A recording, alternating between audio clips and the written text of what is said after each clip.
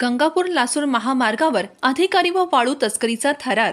गंगापूर लासूर महामार्गावर अवैध वाळू वाहतूक करणाऱ्या हायवाने शासकीय अधिकाऱ्यांच्या वाहनाचा थरारक पाठलाग करत त्यांच्या अंगावर गाडी घालण्याचा प्रयत्न केल्याची घटना समोर आली आहे।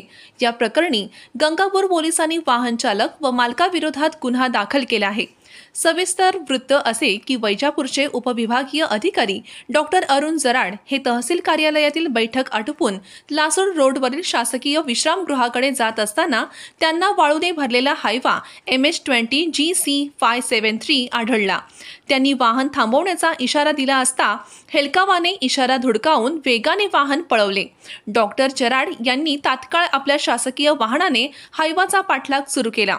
10 किलोमीटर अंतर पार करून मालुंजा येथील शिवना नदीवरील पुलावर चालकाने अपघात टाळण्यासाठी वाहन थांबवले। तपासणी दरम्यान हायवा चालकाकडे वाळू वाहतुकीचा कोणताही परवाना किंवा रॉयल्टी आढळली नाही। वाहन चालक सलीम सय्यद याने शासकीय अधिकाऱ्यांच्या वाहनावर गाडी घालून जीवितास धोका निर्माण केला। तसेच हायवामधील मनोज कडुबाळ जगदाळे हा त्याला गाडीत न थांबवण्याचे आणि धावत्या वाहनावर अधिकाऱ्यांच्या गाडीवर घालण्याचे इशारे देत होता।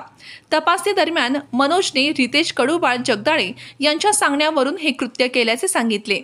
गंगापूर पोलिसांनी या प्रकरणी वाहन चालक व मालकाविरोधात सरकारी कामात अडथळा निर्माण करणे, जीवितास धोका निर्माण करणे आणि बेकायदेशीर वाळू वाहतूक याबाबत गुन्हा दाखल केला आहे।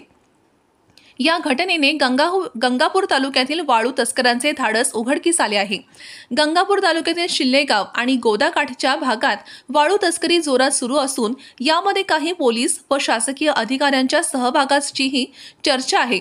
या प्रकाराने स्थानिक प्रशासनाची कार्यक्षमता आणि कायदा सुव्यवस्था यावर प्रश्नचिन्ह उभे राहिले आहे। सूर्यवार्ता न्यूज, गंगापूर, छत्रपती संभाजीनगर।